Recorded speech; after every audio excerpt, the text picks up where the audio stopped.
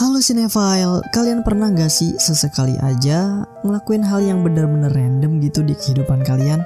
Kayak gak tahu aja kenapa kalian ngelakuin itu saking bingungnya. Coba deh sekarang bayangin kayak gini. Kalian lagi dalam masa-masa terberat di hidup kalian. Tapi bukannya refreshing atau liburan jalan-jalan ke Bali, kalian malah mutusin buat beli rumah baru dan beli kebun binatang di sebelahnya. Iya, beneran kebun binatang yang isinya harimau, beruang, singa, dan lain-lain. Nah, ini bukan ngarang. Beneran pernah kejadian ini, friend. Jadi ada seorang bapak dan dua anaknya yang lagi bersedih karena ditinggal ibu tercinta. Hidup mereka terasa hampa banget, sampai akhirnya si ayah ngambil keputusan gila buat beli rumah tua dan kebun binatang yang hampir tutup. Lengkap sama binatangnya dan segudang masalah yang mereka harus hadapi sebagai pemilik baru. Kelihatan konyol kan? Tapi dari sanalah hidup mereka akan berubah. Penasaran akan cerita selanjutnya? Jangan lupa siapin cemilan dan es buat nemenin nonton kamu. So, gak banyak basa-basi lagi, langsung aja yuk Movie Rastis ceritain. Jadi 6 bulan setelah meninggalnya sang istri, pria yang akrab disapa Benjamin terlihat sangat kerepotan mengurus kedua anaknya yang masih kecil. Anak-anaknya bernama Rosie dan kakak laki-lakinya yang bernama Dylan. Pagi itu Benjamin betul-betul seperti superhero yang harus menangani banyak tugas secara bersamaan. Setelah ditinggal sang istri, ia harus melakukan semuanya seorang diri, seperti menyiapkan bekal anaknya, mengantarkannya ke sekolah, serta berbagai kerumitan masalah di pekerjaannya yang menumpuk menjadi satu. Ditambah lagi bosnya yang menyuruh ia memanfaatkan kematian istrinya untuk meminta donasi di berita koran. Seakan-akan bosnya menyuruh Benjamin untuk mengemis online. Sebagai jurnalis yang punya pendirian, Benjamin merasa terhina mendengar perkataan itu. Dan dengan rasa jengkel, ia memutuskan untuk keluar dari pekerjaannya. Setelah itu, secara tiba-tiba, telepon di saku celananya berdering. Benjamin May. Sudah jatuh tertimpa tangga, mungkin kalimat itu terasa tepat bagi Benjamin setelah ia mendapatkan panggilan karena anaknya Dylan tengah terlibat permasalahan di sekolah. Sesampainya di sana, guru itu menjelaskan pelanggaran-pelanggaran yang telah dilakukan anaknya. Ia mempermasalahkan lukisan sadis yang dipajang oleh Dylan di mading sekolah. Ditambah lagi Dylan yang sudah sering kali mendapatkan masalah dan bolak-balik diperingati, tetapi tetap diulangi lagi. Oleh karena itu, Dylan akhirnya dikeluarkan dari sekolah. Setelah kejadian di sekolah, malamnya Benjamin mulai mengerti rasa duka yang mendalam bagi Dylan setelah ditinggal ibunya. Kenakalan Dylan bukan tanpa sebab, melainkan kesedihan yang hanya ia dapat tumpahkan menjadi seni yang terpampang. Di samping itu, Rosie anak perempuannya mengeluh karena suara berisik dari tetangga di luar hingga membuatnya tak bisa tidur. Keesokan paginya, Benjamin mengajak Rosie untuk ikut bersamanya mencari-cari rumah baru yang sekiranya nanti akan mereka tempati. Tetapi kakaknya tidak ikut dan disuruh menjaga rumah. Saat di perjalanan, ia ditemani oleh bapak agen properti yang akan mengantarkannya. Niat Benjamin bukan tanpa sebab. Dengan memutuskan untuk pindah rumah dan memulai semuanya dari awal, ia berharap akan mendapatkan angin baru bagi keresahan dirinya dan anak-anaknya selama ini.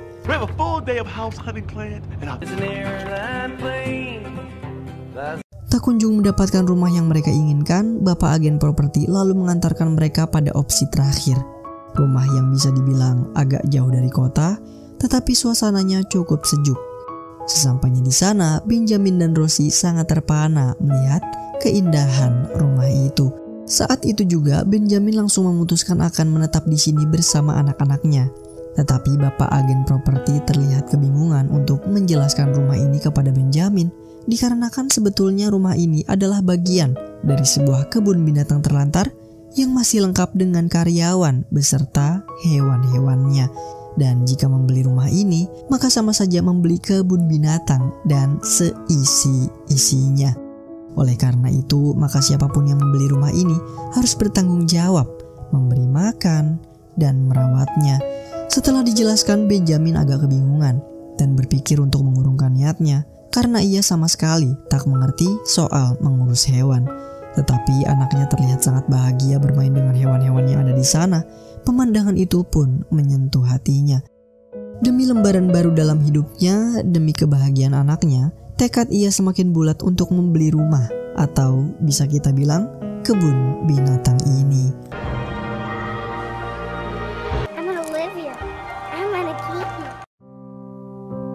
Setibanya di rumah, Dylan sangat marah mendengar kabar dari ayahnya yang akan membawa mereka ke tempat tinggal baru. Adu argumen memanas. Benjamin bersikukuh akan mencarikan sekolah baru untuk Dylan yang baru saja dikeluarkan dan kemudian akan membawa mereka ke rumah baru itu.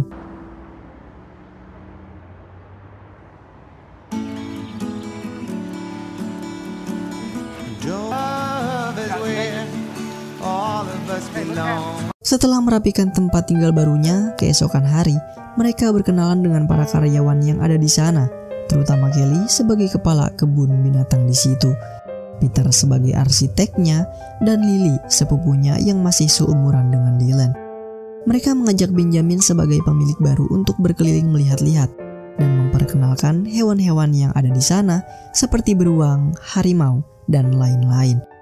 Selepas itu Kelly memberitahu kepada Benjamin biaya-biaya yang harus dikeluarkan untuk memperbaiki kebun binatang ini karena kondisinya yang sangat terbengkalai.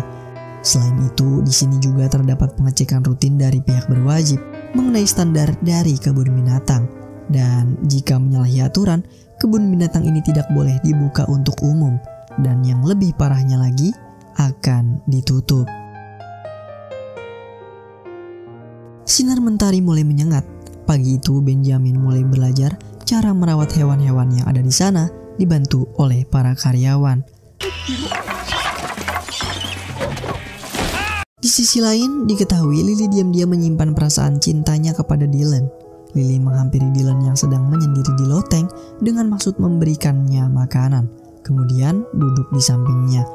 Awalnya sih agak awkward karena terlihat Dylan yang ogah-ogahan mengobrol dengannya. Tapi Lily tidak gentar dalam menghadapi sifat gebetannya yang agak dingin. Hari demi hari, benih hubungan itu mulai tumbuh. Lily seringkali menghampiri Dylan untuk memberikannya makanan selepas ia selesai bekerja. Karena itu adalah usaha Lily untuk merebut hati Dylan. Dan tanpa sadar, kalau sebetulnya Dylan mulai jatuh cinta juga nih sama Lily. Namun ia sendiri tidak dapat mengungkapkannya.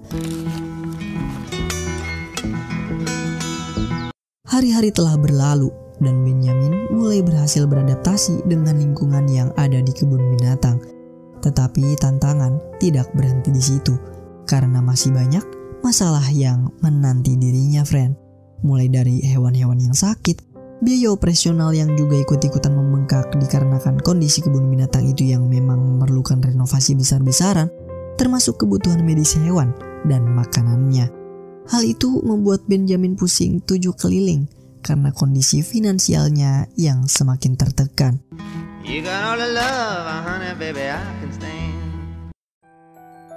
Keesokan harinya, Benjamin dan Kelly sedang memotong daging untuk memberi makan harimau. Namun mereka dikejutkan oleh kedatangan mendadak pihak berwajib yang akan mengecek kondisi kebun binatang. Kalau mereka ngidam banget buat membuka tempat wisata ini, mau gak mau mereka harus lulus pengecekan. Pria itu turun dari mobil dan suka tidak suka Benjamin dan kawan-kawan harus menyambutnya. Ia bernama Walter Ferris, atau yang lebih akrab disapa Pak Ferris. Begitu Pak Ferris mulai muter-muter, masalah langsung kelihatan satu persatu. Pagar dianggap gak cukup kuat, padahal masih terlihat bagus. Beberapa bagian jalur pengunjung dinilai belum aman, bahkan makanan para hewan pun menurut dia di bawah standar. Pak Ferris mencatat semuanya dengan detail dan terlalu perfeksionis. Pak Ferris ini memang agak nyebelin, friend. Karena sebetulnya yang menyebabkan kebun binatang ini tutup ya karena dia. Begitu Pak Ferris selesai, dia segera pulang. Benjamin sangat putus asa. Ia tidak tahu harus mulai dari mana. Rasanya ingin menyerah dengan keadaan, mengingat akan banyak sekali biaya yang dikeluarkan setelah ini. Belum lagi uang tabungannya yang udah habis, membuat pikirannya yang udah mumet semakin kusut.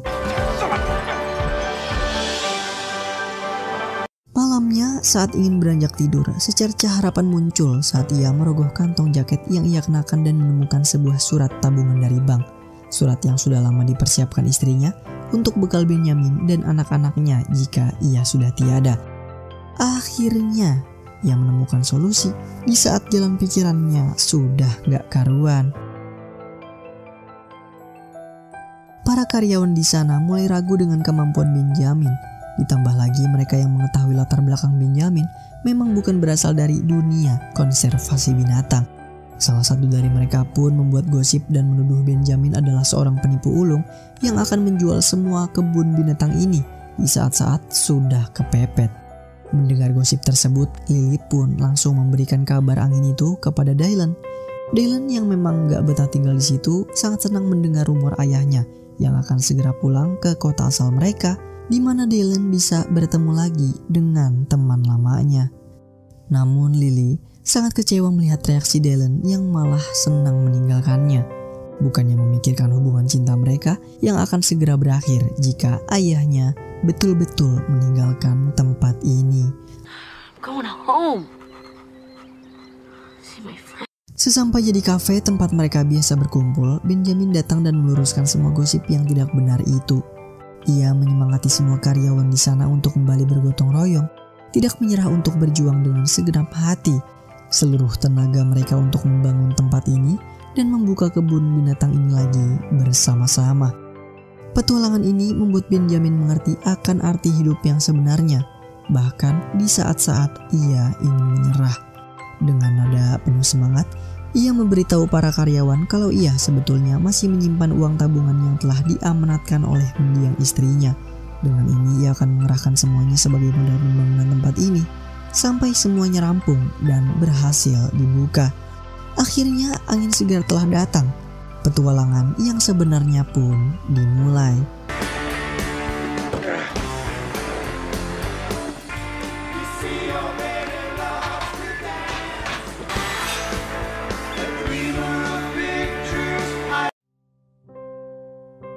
Matahari telah tenggelam.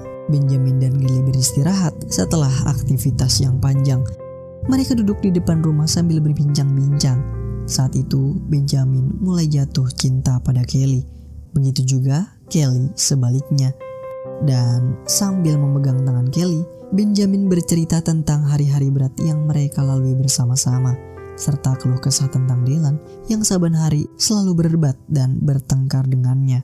Karena Dylan yang sangat tidak betah tinggal di sini. Ia merasa ujian ini datang dari mana-mana, dari orang luar dan juga anak-anak yang harus ia beri penjelasan satu persatu. Begitu Kelly berpamitan dari rumah, ternyata Dylan menguping semua percakapan ayahnya dengan Kelly yang membuat ia marah. Ia menilai kalau ayahnya egois dan tidak pernah memikirkan perasaannya. Ia merasa nelangsa kalau ayahnya hanya menganggap dirinya sebagai beban. Hingga pertengkaran itu pun mulai memanas. Get out, Oh, okay? that is bullshit. Admit it. You wish I I thought this was. I mean, I thought you liked me. I thought with your sister. Help me, damn it! Help me, damn it, help me! Namun dari percekcokan itu, mereka berdua bisa mengungkapkan isi hatinya masing-masing. Benjamin hanya ingin anaknya mengerti kalau usaha yang ia lakukan semata-mata untuk kebaikan. Benjamin hanya ingin Dylan mengerti kalau selama ini ia merasa sangat kelelahan, harus memposisikan dirinya sebagai bos kebun binatang dan juga ayah yang baik. Tetapi di saat yang bersamaan, Dylan hanya bermuram dan selalu marah kepada ayahnya. Begitu juga Dylan yang hanya ingin ayahnya mengerti kalau bukan hanya Rosie, tetapi ia juga ingin dimengerti dan diperhatikan seperti adiknya. Pagi itu udara sangat bersih dan matahari datang perlahan. Dylan menghampiri ayahnya yang sedang mengamati harimau di kandang. Sepertinya selepas kejadian tadi malam, mereka mulai mengerti terhadap perasaannya masing-masing. Dylan mulai membuka hati dan mau berbicara kepada ayahnya, bercerita tentang perasaan cintanya kepada Lily dan perilaku Lily yang belakangan ini menjauh.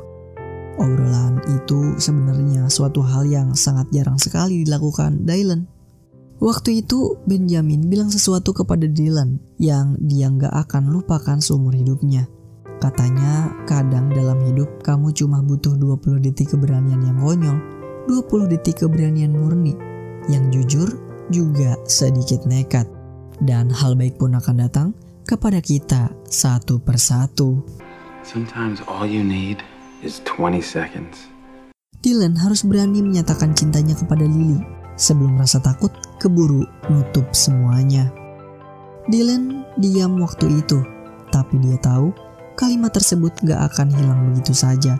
Dan nanti waktu dia berdiri di depan Lily, yang dia bawa cuma 2 hal, jantung yang deg-degan dan 20 detik keberanian.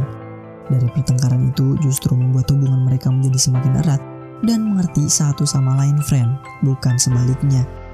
Selain itu, ayahnya juga memakai gambar harimau buatan Dylan sebagai poster promosi dan juga desain logo baru untuk kebun binatangnya yang akan segera dibuka. Hal itu membuat Dylan merasa senang dan diakui keberadaannya. Hari yang ditunggu-tunggu akhirnya tiba. Pak Ferris kembali datang dan kali ini dia datang buat menilai apakah kebun binatang Benjamin sudah layak dibuka lagi untuk umum atau tidak. Ini hari penentuan, ibarat hidup dan mati buat mereka semua. Seluruh keringat, kerja keras dan malam-malam tanpa tidur harus dibayar tuntas hari ini. Dan mau gak mau, mereka harus lolos. Kalau tidak, semuanya berakhir sia-sia. Pak Ferris mulai berkeliling, matanya tajam, tangannya aktif ngetes ini itu. Tapi sejauh ini, aman. Gak ada satupun kesalahan yang ia temukan. Semuanya terlihat baik-baik saja. Tim pun mulai bisa bernapas lega. Sampai akhirnya Kelly iseng-iseng datang untuk ngecek ulang kandang singa. Dan boom, masalah muncul. Kunci kandangnya rusak. Dan parahnya mereka lupa total buat benerin itu. Kelly langsung panik. Dia bergegas memanggil Peter lewat walkie-talkie supaya cepet-cepet datang betulin. Tetapi yang bikin situasi makin kacau, suara paniknya malah terdengar jelas di walkie-talkie Benjamin yang saat itu lagi berdiri tepat di sebelah Pak Ferris. Sekejap semua bulu kuduk mereka naik. Pak Ferris melirik dan mencurigai pasti ada masalah nih. Benjamin pun pucat saat Pak Ferris bergegas menghampiri kandang singa.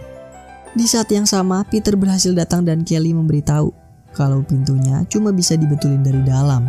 Nah loh, gimana tuh caranya?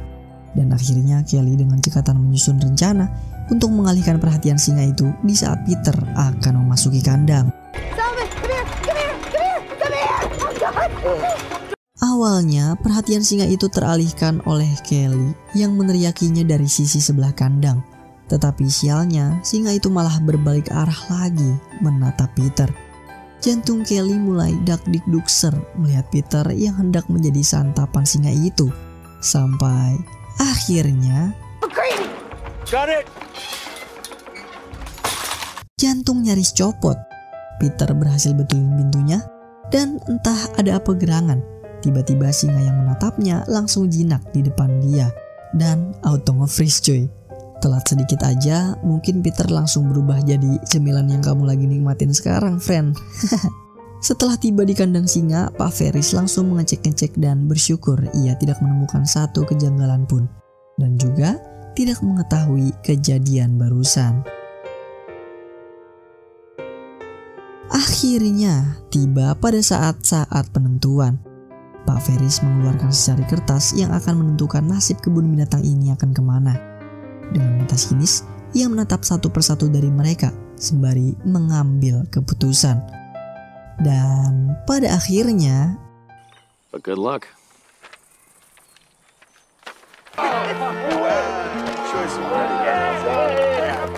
usaha mereka berbuah manis. Pak Ferris memberikan izin kepada mereka untuk membuka kembali kebun binatang yang sudah lama terbengkalai ini. Kebahagiaan pun terlihat jelas pada wajah mereka. Dengan penuh sorak-sorai berkat kerja sama tim dan tanpa rasa putus asa, mereka merayakan kemenangan ini yang sudah lama mereka nanti-nanti. Pada sore sehari sebelum kebun binatang ayahnya akan dibuka, Dylan teringat oleh perkataan ayahnya, 20 detik keberanian yang akan mengubah hidupnya. Dengan kencang ia berlari ke rumah Lily untuk meminta maaf karena telah menyia-nyiakan cinta Lily selama ini. Dan juga menyatakan perasaan cintanya yang selama ini hanya bisa ia pendam. I love your hair. I love your shine, Lily. I love you. Hari telah berganti. Matahari menyelimuti embun pagi yang tenang. Hujan telah berhenti dan saat yang dinanti-nanti telah datang. Untuk pertama kalinya, kebun binatang ini akan dibuka lagi untuk umum. Mereka semua bersiap-siap menyambut pengunjung yang akan datang. Benjamin, Dylan, Rosie, Kelly, Lily, dan semua karyawan. Tetapi anehnya, tidak ada sama sekali tanda-tanda kedatangan pengunjung. Merasa janggal, Dylan langsung berlari ke arah jalan. Dan ternyata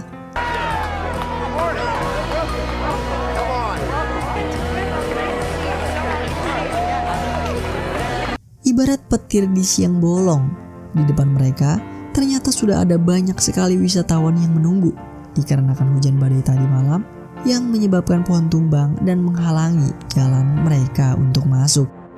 Mereka semua pun dikagetkan oleh jumlah wisatawan yang di luar perkiraan mereka karena saking banyaknya. Pagi itu menjadi pagi paling manis setelah sekian lama penantian mereka. Pemandangan yang mereka nanti-nanti, pemandangan yang lebih mahal dari uang sebanyak apapun itu.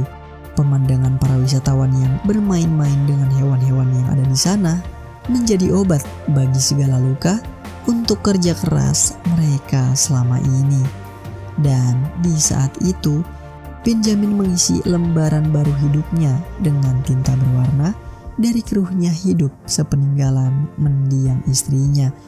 Dalam petualangan yang mengubah hidupnya, ia belajar apa arti mencintai sekali lagi. Demi Rosie dan Dylan, demi Kelly, demi kebun binatang yang dianggap sebagai rumah. Yang untuknya, ia akan rela berjuang mati-matian. Begitu juga Dylan yang perlahan menemukan keceriaannya yang selama ini telah hilang. Di tempat yang tidak pernah ia sangka-sangka akan menyembuhkan kesedihan sepeninggalan ibunya. Untuk bertemu perempuan seperti Lily yang bagaikan matahari baru untuk hidupnya.